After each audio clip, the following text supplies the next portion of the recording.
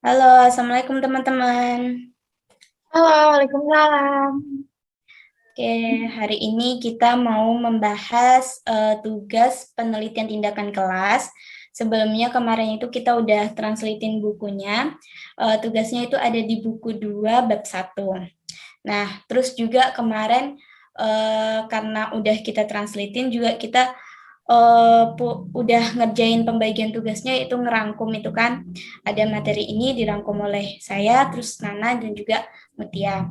Sekarang kita membahas hasil rangkuman kita biar kita lebih paham lagi. Ini saya share screen rangkumannya.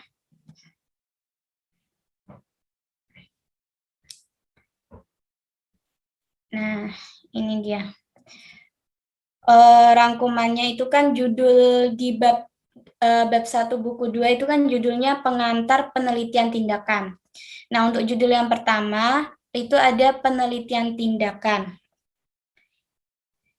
Ini rangkumannya di sini ada secara sederhana penelitian tindakan adalah meneliti segala sesuatu yang dilakukan dengan cara menguji dan mengembangkan untuk kemudian terbentuk tindakan baru sebagai inovasi baru untuk hasil yang lebih baik.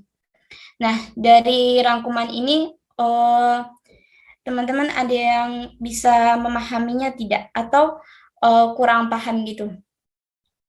Kalau menurut Elisa sih, penelitian tindakan itu tuh kita meneliti secara lebih mendalam terhadap apa saja yang dilakukan oleh tenaga pengajar, yaitu guru, lalu juga apa saja yang dilakukan oleh siswa, dan kemudian dengan kita sudah meneliti apa yang dilakukan oleh guru dan apa yang dilakukan oleh siswa dalam pembelajaran tersebut, kita dapat mengembangkan sebuah pemikiran dan juga tindakan-tindakan baru untuk mengembangkan pembelajaran tersebut.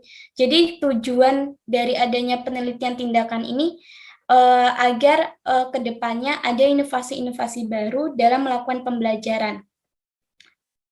Kalau teman-teman gimana? Atau ada pemahaman lain?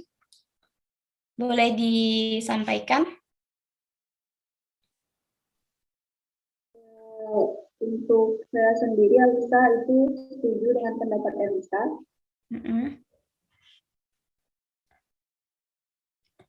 Kalau Mutia gimana? Setuju atau ada yang perlu ditambahkan? Kalau untuk saya sendiri, sudah setuju dan juga penjelasan dari Elisa sepertinya sudah cukup jelas ya. Jadi nanti bisa kita masukin di PPT-nya, biar lebih singkatnya kita masukin yang rangkuman yang sudah kita buat ini. Terus ada yang kedua, ini nilai dan potensi penelitian aksi. Ini dibagi jadi beberapa materi. Untuk yang A itu menjadi peneliti tindakan. Semalam Elisa udah baca ini dan masih kurang paham sih tentang menjadi peneliti tindakan ini. Kira-kira teman-teman ada yang sudah paham belum? Baik Elisa, mungkin saya bisa menjelaskannya. Ya. Jadi di nilai dan potensi penelitian aksi ini, yang pertama itu kan ada menjadi peneliti tindakan. Nah, eh, ada yang tahu nggak sih apa fungsi dari menjadi peneliti tindakan itu untuk apa? Mungkin Bagaimana Nabila? ada yang tahu tujuan dari menjadi peneliti tindakan itu untuk apa? Kurang tahu. Ya, jadi menurut sepemahaman saya, menjadi peneliti tindakan itu untuk mengetahui seberapa jauh siswa kita mempelajari apa yang kita ajarkan. Nah, di dalam menjadi peneliti tindakan ini, mungkin teman-teman memiliki umpan balik dan informasi mengenai pembelajaran siswa di dalam kelas. Nah, informasi yang teman-teman dapatkan ini bisa diambil dari pengamatan pribadi teman-teman, bisa juga dilihat dari nilai ujian mereka di kelas. Setelah mendapat informasi itu, maka teman-teman akan mengumpulkan mengumpulkan informasi itu sebagai data. Menurut teman-teman, data yang sudah dikumpulkan tadi itu untuk apa sih? Ada yang tahu? Datanya menurut Elisa itu mungkin untuk penerapan penelitian tindakan itu sendiri mungkin. Ya, benar Elisa. Jadi setelah kita mendapatkan data itu, kita bisa merencanakan apalagi langkah selanjutnya. Nah, setelah itu, jika siswa melakukannya dengan baik, apa yang kamu akan lakukan untuk memperkaya pembelajaran mereka. Nah, jika pembelajaran itu tidak dilakukan dengan baik, apa yang harus kita sebagai guru lakukan untuk meningkatkan hasil belajar atau ujian mereka tersebut.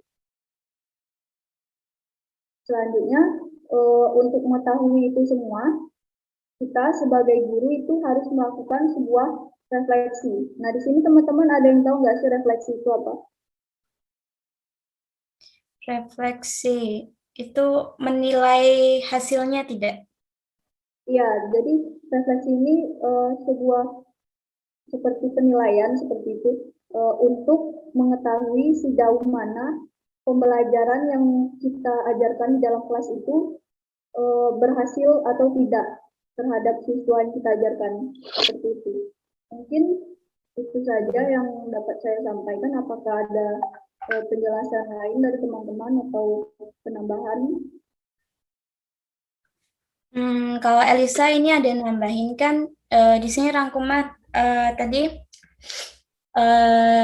Elisa simpulkan dari penjelasan Nana itu berarti yang menjadi peneliti tindakan itu adalah guru dan yang dijadikan sebagai subjek penelitian tindakan itu adalah siswa dan guru karena tindakan yang diteliti itu kan bukan cuma tindakannya siswa tapi juga tindakan gurunya. Begitu bukan? Benar, Elisa.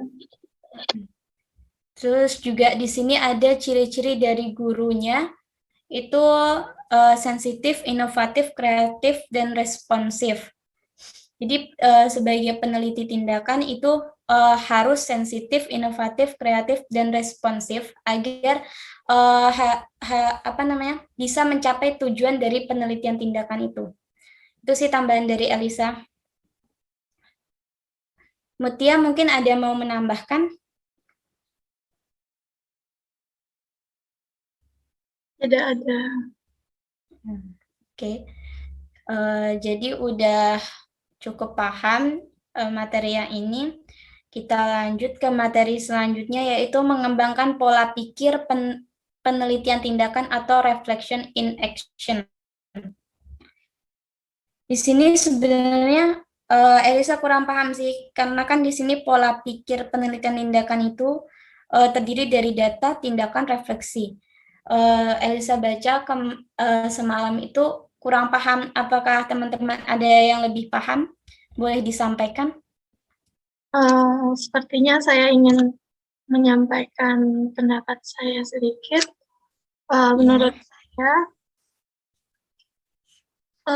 pola pikir tindakan ini perlu diubah karena penelitian tindakan ini merupakan cara untuk meningkatkan kualitas pembelajaran. Jadi di setiap saat tantangan di kelas selalu berbeda dengan perangkat pembelajaran yang sama, namun diterapkan pada siswa yang berbeda, maka hasilnya akan berbeda pula. Sepertinya kalau misalnya teman-teman ingin menambahkan, akan.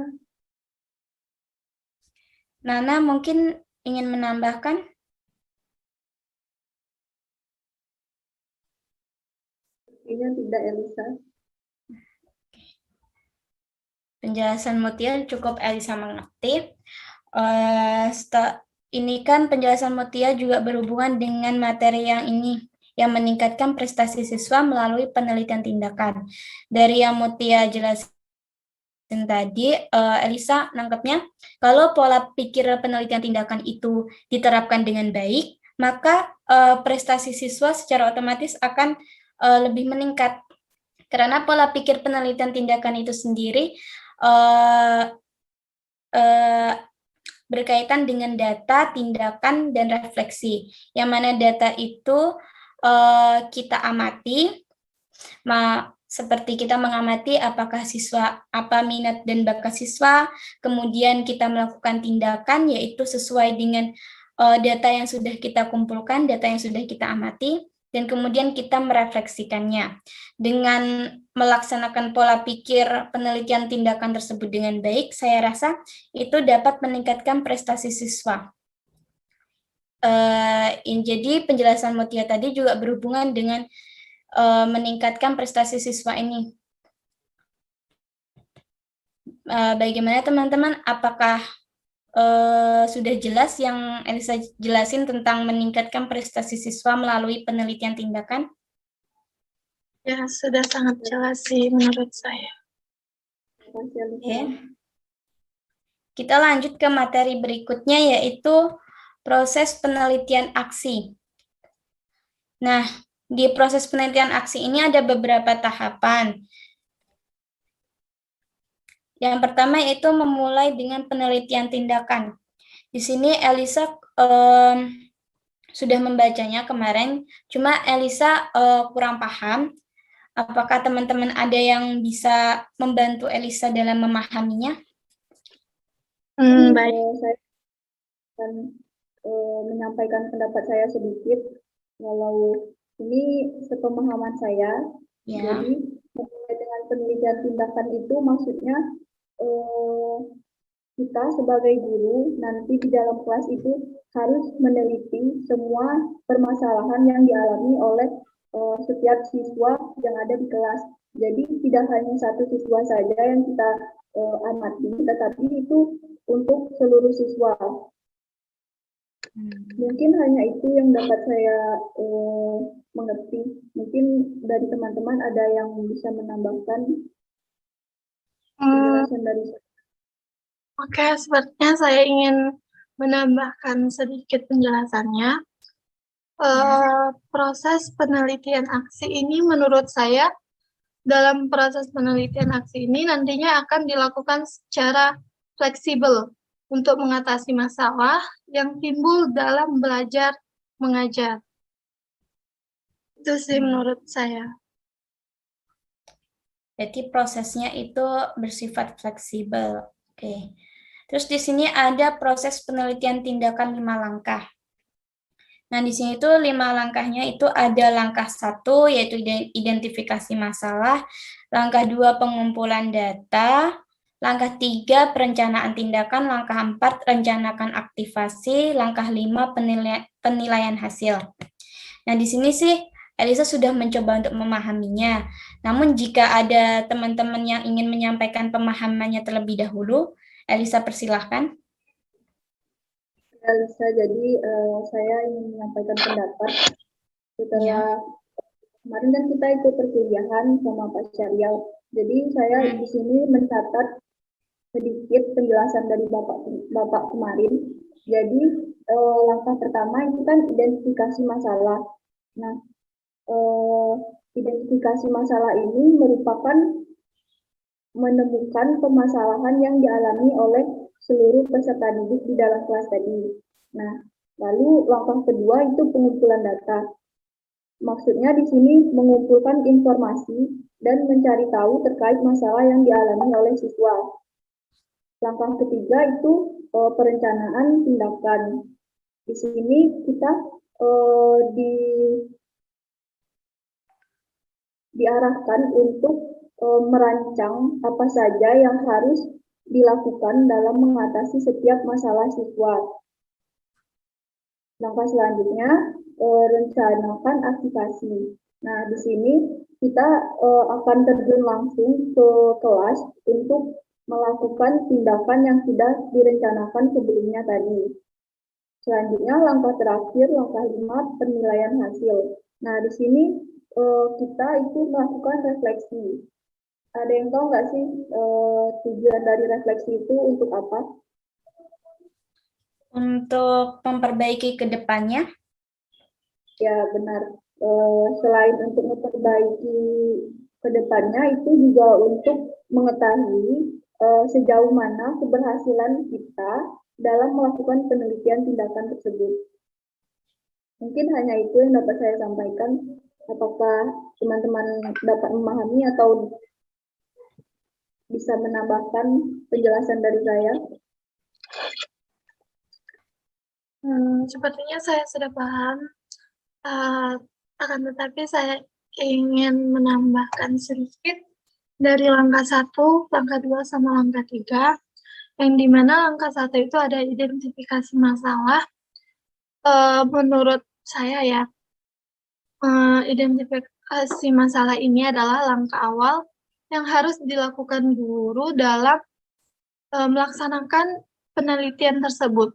Nah, guru yang luar biasa selalu mencari cara untuk mendorong dari mereka sendiri dan mendorong anak-anak untuk mencapai tingkat pembelajaran yang baru. Nah, langkah yang kedua ini pengumpulan data.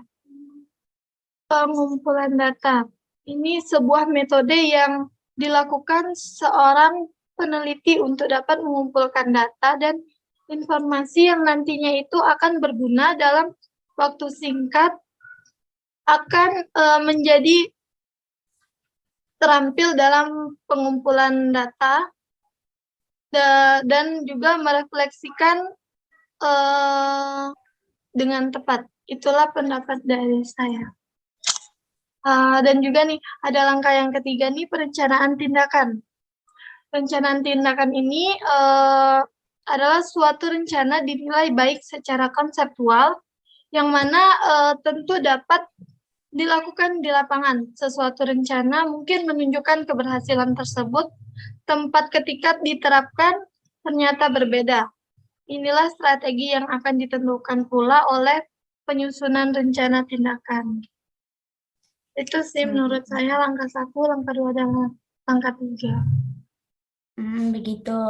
Oke, jadi Elisa pahamin dari penjelasan Nana dan juga Mutia tadi. Jadi kalau identifikasi masalah itu maksudnya intinya itu menemukan masalah yang sedang terjadi atau sedang dihadapi. Lalu yang kedua itu pengumpulan data, yaitu mengumpulkan data-data yang diperlukan untuk menyelesaikan masalah yang sudah ditemukan tersebut. Lalu yang ketiga yaitu perencanaan tindakan. Nah, perencanaan tindakan itu merencanakan apa yang akan dilakukan terhadap permasalahan yang sudah kita temukan dan juga data-data yang sudah kita kumpulkan. Lalu yang keempat itu merencanakan aktivasi, itu maksudnya merencanakan bagaimana proses selanjutnya atau tindakan selanjutnya setelah adanya perencanaan tindakan. Jadi rencanakan aktivasi itu bisa dibilang sebagai perwujudan dari perencanaan tindakan tersebut. Lalu penilaian hasil itu langkah yang memberikan penilaian terhadap yang sudah kita lakukan, penelitian tindakan yang sudah kita lakukan. Setelah dinilai, maka kita akan tahu apa kurangnya dan apakah penelitian tindakan yang kita lakukan itu sudah baik atau belum. Seperti itu pemahaman Elisa dari Mutia dan juga Nabila tadi. Selanjutnya ada materi yang selanjutnya yaitu fleksibilitas bawaan dari penelitian tindakan. Nah, di sini Elisa kurang paham sih maksud dari fleksibilitas ini. Teman-teman ada yang paham tidak? Boleh dijelaskan kalau paham? Ya, bisa mungkin saya akan menjelaskan sedikit tentang fleksibilitas bawaan dari penelitian tindakan. Nah, mungkin teman-teman pasti sudah mengetahui bahwa peneliti tindakan lanjut ini bersifat fleksibel. Nah, ini bisa dilihat dari saat melakukan riset tindakan. Teman-teman akan sering mengulang kembali ke langkah sebelumnya dan bergerak maju ke langkah berikutnya. Nah, itu ada di halaman 7 di buku yang sudah ditranslate maupun yang belum. Di situ ada gambar seperti data, terus action, terus reflection, terus kembali lagi kepada data, seperti itu. Mungkin hanya itu yang dapat saya jelaskan. Oh, jadi fleksibilitas itu sama dengan kita, kalau tadi kan dijelasin data, action, fleksibilitas balik lagi ke data, berarti bersifat siklus ya. Terus Ya, benar. ada materi selanjutnya yaitu menjadi guru yang responsif melalui penelitian tindakan. Responsif, kalau menurut Elsa responsif itu berarti lebih ke peka. Tapi Elsa kurang paham juga sih ini. Siapa tahu dari teman-teman ada yang bisa menjelaskan biar Elisa lebih paham lagi. Sepertinya saya akan menjelaskan sedikit. Boleh. Responsif, pengajaran responsif itu tentang menerapkan pola pikir refleksi dalam tindakan dari waktu ke waktu.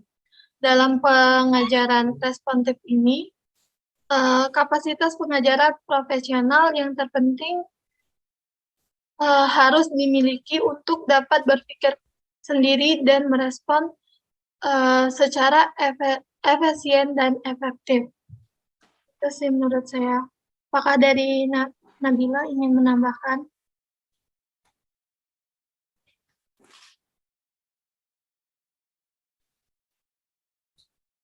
Tidak, ya. Apakah Elisa mengerti dengan jawaban saya? Dari penjelasan Mutia, Elisa paham, sudah cukup paham mengenai guru yang responsif itu. Intinya guru yang responsif itu yang peka terhadap lingkungan sekitarnya. Jadi misalnya muridnya begini, begitu gurunya lebih peka lagi dengan melalui penelitian tindakan ini. Selanjutnya ada memastikan proyek penelitian tindakan yang berhasil. Di sini Elisa ingin mengungkapkan pendapat mengenai materi yang ini, memastikan proyek penelitian tindakan yang berhasil. Nah, di sini maksudnya itu menurut Elisa ini lebih kepada kegiatan yang refleksi, yaitu menilai kembali penerapan penelitian tindakan yang sudah kita lakukan. Jadi setelah kita menerapkan penelitian tindakan yang sudah kita lakukan, kita harus memastikan dan menilai apakah penelitian tindakan yang kita lakukan itu sudah berhasil atau belum, apakah memberikan pengaruh kepada siswa, apakah memperbaiki pembelajaran, dan lalu juga kita bisa melihat apa saja kekurangan dari penelitian tindakan yang sudah kita terapkan. Jadi intinya tuh maksud dari materi memastikan proyek penelitian tindakan yang berhasil ini merupakan kegiatan merefleksi penerapan penelitian tindakan yang sudah kita lakukan. Bagaimana teman-teman? Apakah penjelasan Elisa bisa dipahami? Sudah sangat jelas. Oke. Jika sudah jelas, kita lanjut ke materi selanjutnya, yaitu evolusi penelitian aksi. Nah, di sini ada pembagiannya. Yang pertama yaitu sebuah teori untuk latihan reflektif. Kalau Elisa di sini tahunya itu reflektif kan itu menilai kembali. Tapi di sini dikaitkan dengan teori untuk latihan reflektif. Elisa kurang paham ini. Apakah teman-teman ada yang bisa menjelaskan? Biar kita sama-sama paham. Saya ingin membukakan pendapat sedikit Ya. untuk latihan reflektif. Nah, tadi kan Elsa di latihan reflektif ini ada teori. Nah, ada yang tahu itu teori dari siapa? Yang dikemukakan oleh siapa pertama kali? Oleh John Dewey. John Dewey. di dalam buku klasiknya pada tahun 1938, yaitu yang kalau diartikan dalam bahasa Indonesia itu berjudul Pengalaman dan Pendidikan.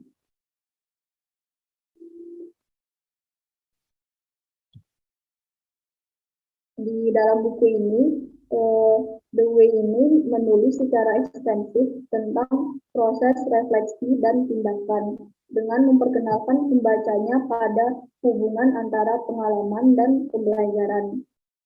Nah, di dalam buku ini Dewey menekankan bahwa pengalaman mengarah pada pembelajaran dan pembelajaran menginformasikan cara kita mendapati pengalaman baru.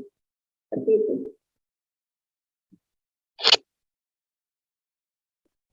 Oh, jadi latihan reflektif ini teorinya dari John Dewey.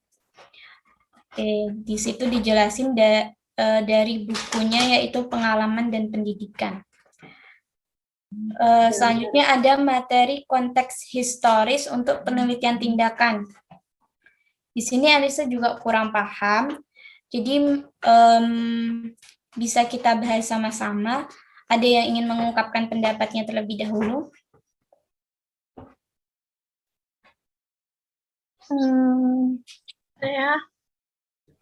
Sebenarnya saya juga kurang paham sih dengan konteks historis untuk penelitian tindakan ini, akan tetapi saya akan menceritakan sedikit. Pada awal 1940-an, Lewin adalah seorang peneliti terkemuka dan pendukung eksperimen dengan dinamika kelompok dalam psikologi sosial dan pelatihan hubungan manusia. Nah, selanjutnya ini ada dalam karyanya Corey mengemukakan proses penelitian tindakan khusus untuk digunakan oleh orang sekolah yang memberikan janji untuk meningkatkan pendidikan. Sumber pendanaan pemerintah di era pasca Perang Dunia Kedua ini cenderung mendukung versi positifnya dari penelitian pendidikan yang menekankan pada pengamat objektif yang terpisah pengumpulan data kuantitatif ini. Selanjutnya ada karya Lawrence Steinhaus, yaitu seorang peneliti Inggris. Dalam teksnya tahun 1975, ia mencurahkan satu bab untuk gagasan ini dengan judul Guru sebagai Penelitian. Nah, apakah dari teman-teman ingin menambahkan lagi? Sepertinya penjelasan dari saya kurang dapat dipahami. Kalau menurut Elsa, penjelasan Mutia lebih kepada sejarahnya, historisnya gitu, menceritakan tentang tokoh-tokohnya. Dan di sini Elisa ada menemukan kalau jika tokoh di sini ada tokoh Lewin itu mengemukakan bahwa penelitian tindakan itu sebagai proses siklus yang terdiri dari perencanaan, pencarian fakta, pengambilan tindakan, evaluasi, dan refleksi. Jadi di penjelasan materi ini tidak jauh juga dari reflektif. Itu yang dapat Elisa simpulkan dari penjelasan Mutia tadi. Mungkin Nana ada yang ingin menyampaikan kesimpulannya dari penjelasan Mutia tadi? Tidak, Elisa, tetapi setelah mendengar kesimpulan Elisa tentang penjelasan Mutia tadi, saya cukup memahami isi dari konteks historis untuk penelitian tindakan. Terima kasih. Oke, karena kita udah membahasnya bersama dan juga udah paham materi tersebut, kita lanjut materi selanjutnya, yaitu penelitian tindakan dalam persiapan guru baru.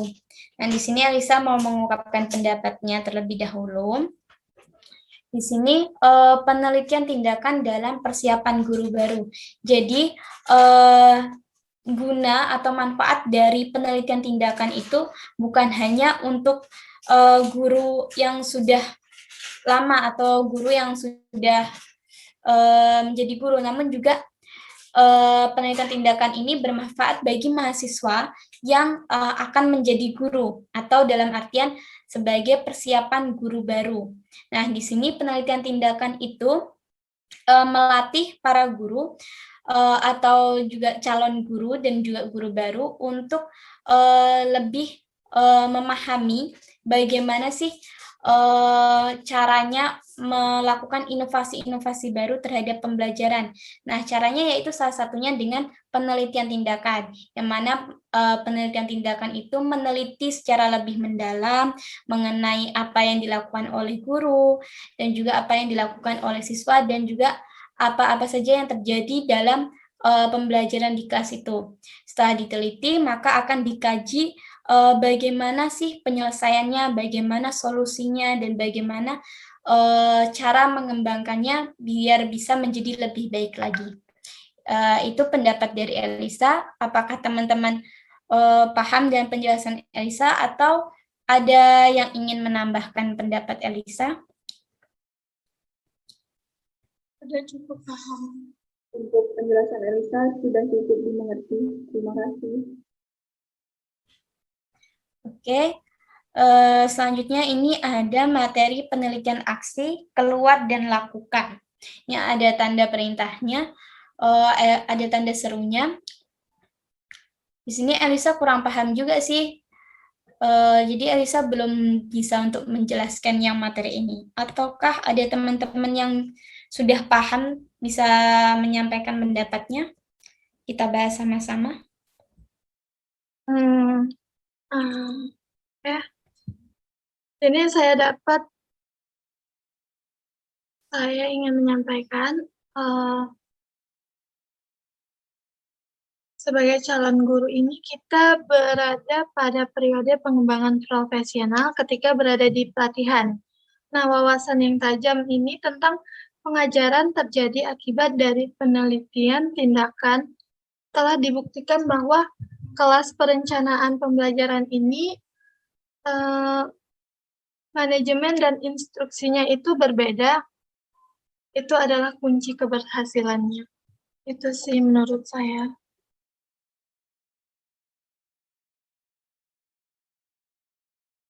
Tapi Oke, Elisa sudah cukup paham sih dengan yang Mutia jelasin, atau Nabila ingin menambahkan?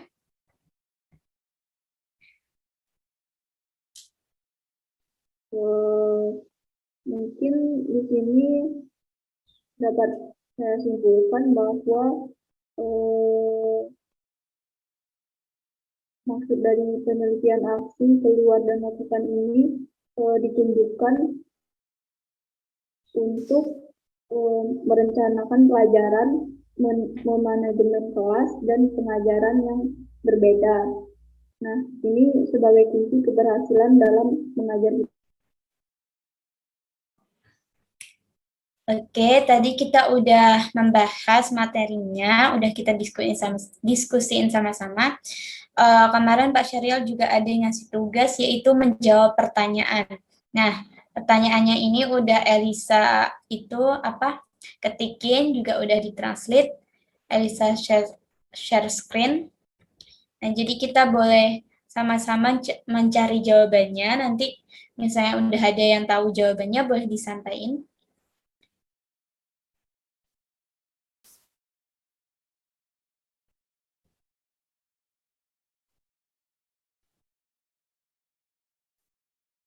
sepertinya saya tahu jawaban nomor 5. Jawaban nomor 5, Mutia tahu, boleh disampaikan? Yang mana pertanyaan itu jelaskan bagaimana rasanya menjadi guru penelitian tindakan. Menurut saya rasanya menjadi guru penelitian tindakan itu ialah dengan menjadi guru yang menerapkan penelitian tindakan di kelas, guru dapat memahami secara lebih mendalam mengenai hal-hal yang belum siswa pahami. Nah, hal yang diperlukan siswa itu hal yang sudah dipahami siswa dan hal baru apa yang diinginkan siswa. Nah, dengan adanya pemahaman yang lebih mendalam tersebut, maka guru yang menerapkan penelitian tindakan itu akan mendapat perasaan memperoleh pengalaman baru yang tidak akan diperoleh jika tidak menerapkan penelitian tindakan kelas dalam pembelajaran di kelas. Itu sih menurut saya jawabannya. Jadi itu rasanya menjadi guru penelitian tindakan itu lebih ke adanya pengalaman baru bagi guru tersebut. Karena kalau kita tidak menerapkan penelitian tindakan, guru tersebut tidak mendapatkan pengalaman yang kita dapat jika kita menerapkan penelitian tindakan. Oke, saya rasa cukup bagus jawabannya. Nanti bisa kita ketik di PPT jawaban ini nanti. Boleh kita cari lagi jawaban yang lainnya. Kalau ada yang sudah ketemu, boleh disampaikan. Ini Elisa masih nyari juga. Elisa, sepertinya pertanyaan yang nomor 3. Boleh. Pertanyaannya itu apa itu pengajaran responsif? Nah, tadi barusan saya membuka buku yang sudah ditranslate pada halaman 16, itu ada jawabannya. Di dalam buku tersebut dijelaskan bahwa pengajaran responsif itu adalah tentang menerapkan pola pikir refleksi dalam tindakan dari waktu ke waktu, membedakan instruksi pada saat yang tepat berdasarkan data yang mengalir dari lingkungan belajar mengajar. Pengajaran responsif adalah kebiasaan positif dan produktif guru teladan. Hal itu adalah seperangkat keterampilan yang dapat dikembangkan dengan melakukan penelitian tindakan. Oke. Berarti pengajaran responsif, berarti pengajaran yang lebih peka. Jadi tadi juga Nana jelasin ada pembelajaran dari waktu ke waktu. Nah, jadi menurut Aisyah maksud dari pembelajaran dari waktu ke waktu itu gurunya itu karena responsif berarti peka, maka gurunya sangat memperhatikan, bukan hanya memperhatikan sesekali, namun memperhatikan setiap saat, yaitu dari jam, hari, bulan, dan juga semester serta tahun. Jadi yang direncanakan oleh guru dalam pembelajaran itu bukan pembelajaran untuk hari ini saja, namun juga untuk pembelajaran ke depannya. Boleh, jadi jawabannya seperti itu. Dan ini Anissa juga udah menemukan jawaban dari nomor 1, yaitu pertanyaannya identifikasi proses penelitian tindakan 5 langkah dan jelaskan bagaimana fleksibilitas bawaan dari pendekatan ini dapat memengaruhi cara Anda menerapkan proses tersebut. Jadi tadi kan kita udah bahas mengenai tindakan 5 langkah dalam penelitian tindakan tuh. Nah, di sini ternyata kita disuruh mengidentifikasi proses penelitian tindakan 5 langkah tersebut. Nah, tindakan 5 langkah tersebut, penelitian tindakan 5 langkah tersebut terdiri dari yang pertama yaitu identifikasi masalah, yang kedua pengumpulan data, yang ketiga perencanaan tindakan, yang keempat rencanakan aktivasi, yang kelima penilaian hasil.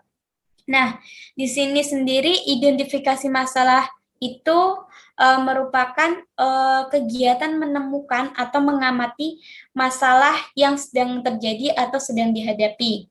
Dan untuk langkah yang kedua yaitu pengumpulan data. Setelah kita menemukan masalah dan juga mengamati masalah tersebut, kita selanjutnya mengumpulkan data yang diperlukan untuk menyelesaikan masalah tersebut. Yang ketiga yaitu perencanaan tindakan. Setelah kita identifikasi masalahnya, kita kumpulkan datanya, selanjutnya kita rencanakan tindakannya, bagaimana solusi terhadap masalah tersebut. Yang keempat yaitu rencanakan aktivasi. Setelah direncanakan tindakannya, maka selanjutnya kita wujudkan tindakan tersebut sesuai dengan rencana yang sudah kita rancang. Yang kelima yaitu penilaian hasil. Nah, dari yang sudah kita laksanakan, yaitu pelaksanaan penelitian tindakan kelas tersebut, kita nilai apakah penelitian tindakan kelas yang sudah kita lakukan itu sudah sesuai atau belum, dan apa kurangnya sehingga kedepannya dapat kita perbaiki. Di sini juga disuruh jelasin mengenai bagaimana fleksibilitas bawaan. Nah, fleksibilitas bawaan sendiri merupakan tahapan dari penelitian tindakan yang mana tindakan kelas itu bisa kembali lagi ke tahapan awal. Seperti yang udah dijelasin Nana tadi, yaitu data, action, refleksi. Nah, jadi setelah kita melaksanakan data, pendataan, selanjutnya kita melaksanakan action atau tindakan, dan selanjutnya direfleksi. Setelah refleksi, balik lagi ke data. Itulah yang dinamakan fleksibilitas bawaan. Itu sih menurut Aisyah jawaban nomor 1. Kalau ada yang jika ada yang ingin menambahkan, boleh disampaikan.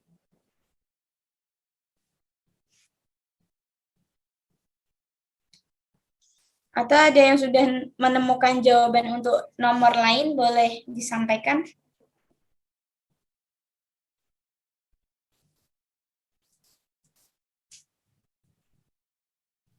Sepertinya untuk yang nomor 2 dan nomor 4 belum bisa dijawab, Elisa. Ya, berarti Elisa sendiri juga kurang paham sih nomor 2 sama 4 ini tadi. Udah nyari, belum ketemu. Mutia, bagaimana? Apakah sudah menemukan jawabannya? Sepertinya belum. Bagaimana kalau jika yang 2 pertanyaan ini kita kerjakan setelah Zoom, setelah kita selesai, kita ngerjakan sendiri di kos masing-masing di rumah, nanti kita lanjutkan melalui WA saja jawabannya. Bagaimana? Boleh. Nanti jawabannya kita kirim di WA, di grup WA kita. Ya, setelah dikirim WA, baru kita lanjut bikin PPT-nya. Aisyah rasa sih ini udah cukup ya jawabannya juga, An.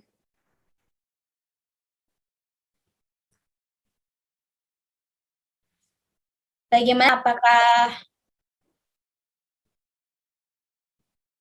apakah sudah cukup mengenai diskusi kita hari ini?